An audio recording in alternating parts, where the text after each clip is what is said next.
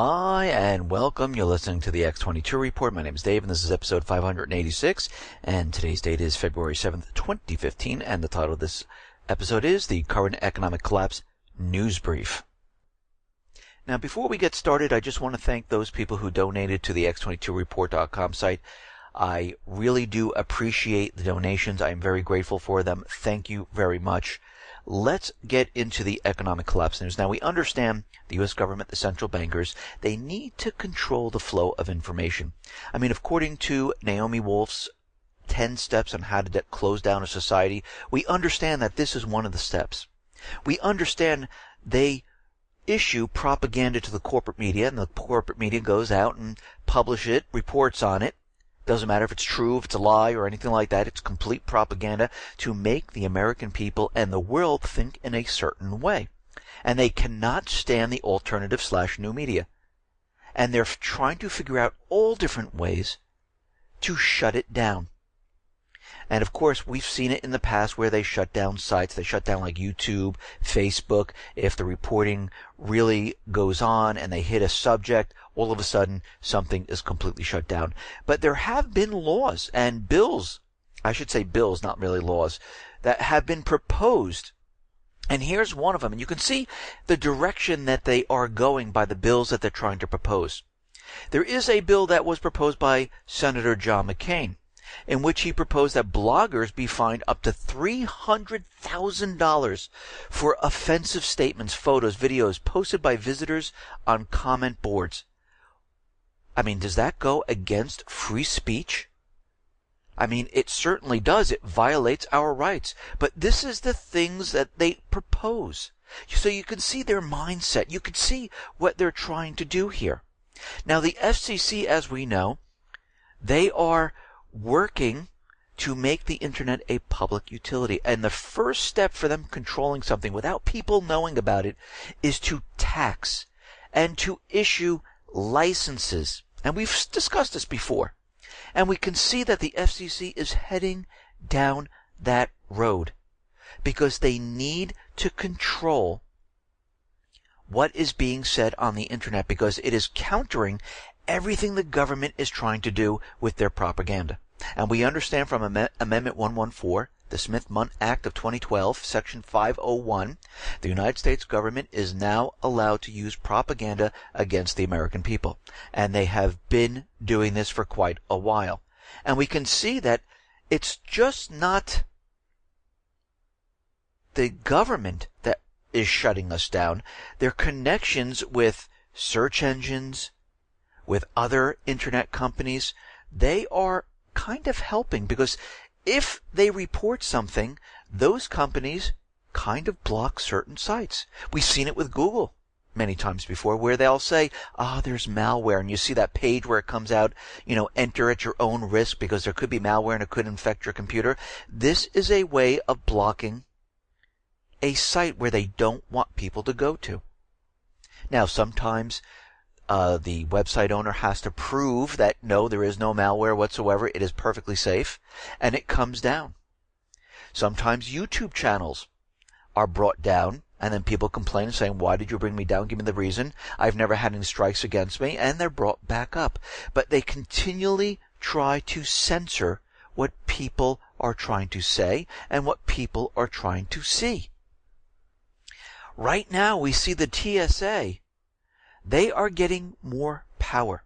U.S. Representative John Katko introduced 2 bills. He's looking to effectively close the borders using terrorism. Katko's bill will direct the TSA Office of Inspection Accountability Act, H.R. 719, requiring TSA now to conduct criminal investigations, spending at least 50% of their time investigating, apprehending, or detaining individuals suspected of committing a crime or tax evasion. And like we said before, the government needs to find revenue. And they will stop people from leaving this country.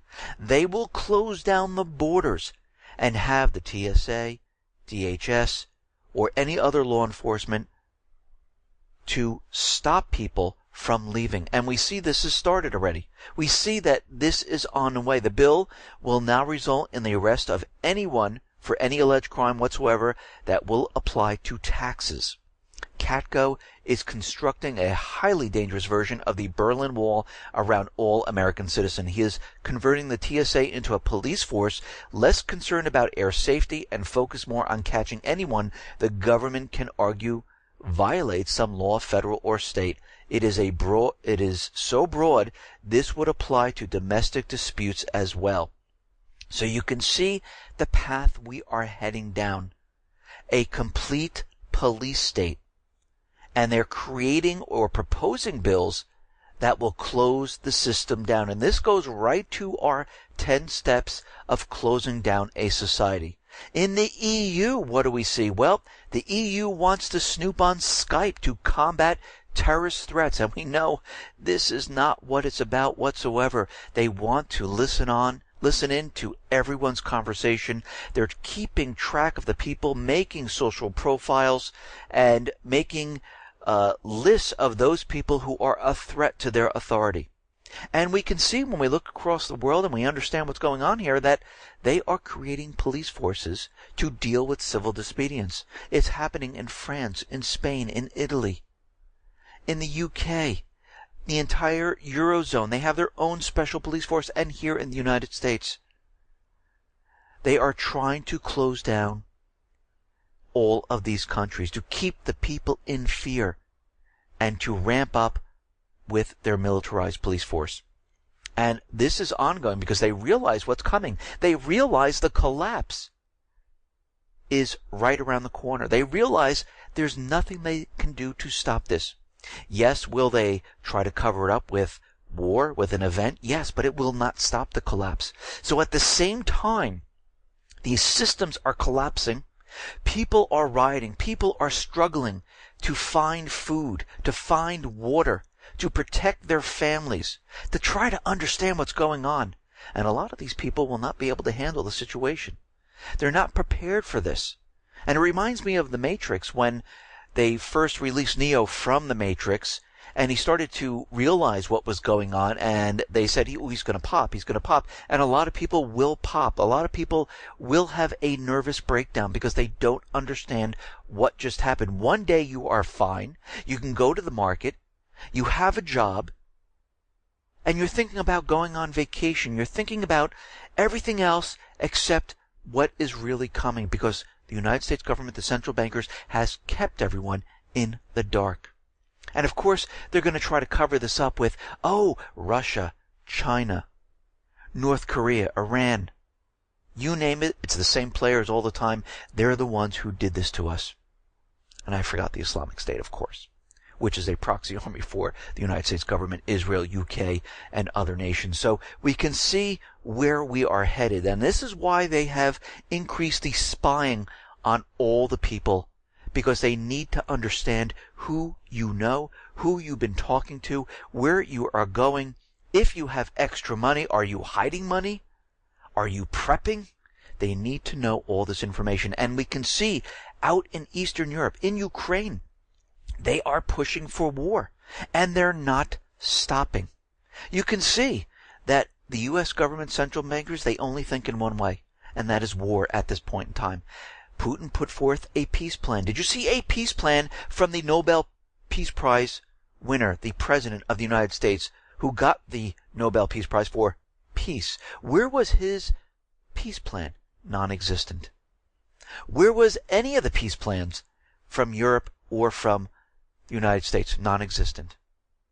And we could see Biden is out there. Joe Biden said that Kiev had a right to defend itself against Russia, and that the United States would provide it with the means to do so. Well, the thing he's leaving out is that Ukraine is the one that is attacking. So really, it's the actual opposite. And I always said this. Government officials, whenever they speak, think about what they're saying and think in the opposite way. What he's saying is that, those southeastern people, they have a right to defend themselves. But he's trying to switch it around and make it seem like, they're attacking us, so we have the right to defend ourselves, where actually the opposite is happening. They're the aggressors, they're the attackers, and they will not let up. And he went on to say that too many times President Putin has promised peace and delivered tanks, troops, and weapons. Again, saying this without proof. He's putting out propaganda to convince everyone that this is what's happening. But when you look, and you look past his propaganda, where are the satellite images in 3D color showing the insignias of these tanks? Where are the troops? They have absolutely no proof. And believe me, if Russia was in there, of course, again, they would use air power in the beginning, and it would be over in probably, 2-3 days? Kiev would be crushed. But at this point in time, we can see they have no proof. So they have to continually use propaganda to convince everyone. And many people do believe this is, if that's what they say, it has to be true. No, at this point, we need proof. And guess what? They can't provide it. And we can see that Angela Merkel and President Hollande, they are trying to broker peace because they realize that without peace, this war is going to go hot, and it's going to involve Europe. And they're scratching their heads, thinking to themselves, do we really want this? And they're saying, no, we have to go with peace here. But again, NATO, the United States, the central banking system, they know the system's collapsing. They don't want peace, and this is why they're pushing for war. The chief commander of NATO said the proposal made by Russian President Putin to end the conflict in eastern Ukraine was completely unacceptable, and we have to push for war. I mean, this is absolutely ridiculous. Because if they really wanted peace, if you really want something like peace, where you want to stop the killing, you would make every single effort to stop the killing. It's very easy to do. It's only when you don't, that's when you don't have peace. And we can see they're on their way. Sergei Lavrov has lashed out at the U.S. for their double standards over Ukraine and taking steps that only promoted further aggression.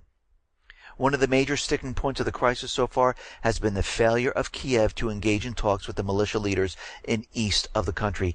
They are excluding the people in the southeastern section and they're dodging all these peace meetings. They don't want peace. Their attention is for war only, and that is it. That is it. So we see France and Germany. They're trying to push forward this peace initiative. This is the last-ditch attempt to end the war in Ukraine. And French President Hollande said, with Angela Merkel, that the crisis cannot be solved militarily. Well, depends on how you're looking at this. Will it cover up the collapse? Will it bring us into World War III? Well, this is what the central bankers want. Hollande described the peace talks he and Merkel held with the president of Russia and Ukraine this week as one of the last chances for peace. If we don't find not just a compromise but a lasting peace agreement, we know perfectly well what the scenario will be. It has a name. It's called war. And this is coming from President Hollande. He understands what is coming. He realizes that this war is going to be fought not just in Russia, not just in Ukraine, but in Germany, in France, in Italy, in Europe. And with today's technology, with ballistic missiles, it will be fought in the United States. This is not World War II. They have the ability to launch missiles that will reach the United States, that will explode in the cities and kill many, many people. Times have changed. The weapons are more advanced. This war will be like none we have ever seen in our lifetime. And eventually, when the central bankers aren't winning, they will use nuclear weapons in the end. Biden went on to say, because of these peace talks and because the Europeans are questioning the sanctions, he says they're inappropriate and annoying. Does that sound like peace? Or does he say, Europe, get in line? You have to be in line with the United States because we are going to war. Stop with your complaining about these sanctions. Stop it. You're annoying us. Because we're going in one direction and one direction only, and that is to war. McCain is out there. He is saying, and he has criticized the German Chancellor Angela Merkel for not yielding in supplying arms to Ukraine. They don't want peace. One might think she does not know or does not care that the people are being slaughtered in Ukraine. Yes, John McCain, they are being slaughtered, so stop shelling the civilian areas. It's very simple. But again, they're not going to. The peace talks right now are not working out. Poroshenko is doing exactly what the central bankers want. John Kerry was in Ukraine. His instructions are, start the war. Do whatever you have to, but start the war. Poroshenko says Ukraine doesn't need peacekeepers now. Poroshenko says priority is ceasefire and Russian pullout. But you see how they're continually using something that isn't true so they can push the war. Russia is not there, so they can't pull out. Basically, what they really want is the return of Crimea and the southeastern section. This is what they're really saying to Russia. And this is not going to happen.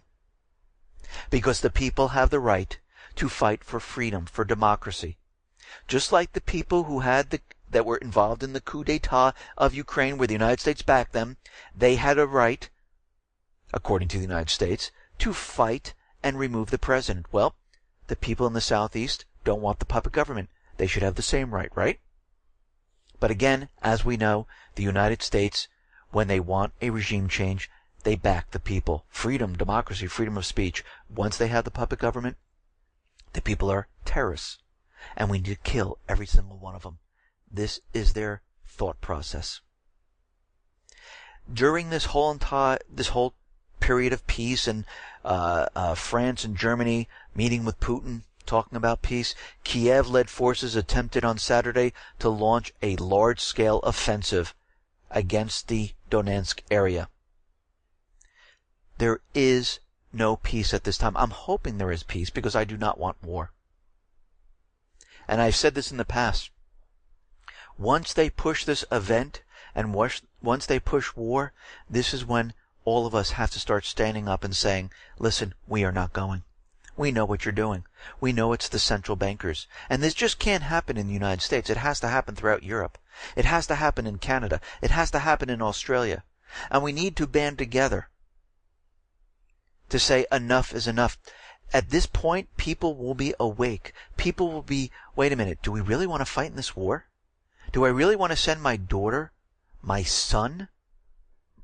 Do I really want my brother, my cousin to go off to war? No, we don't.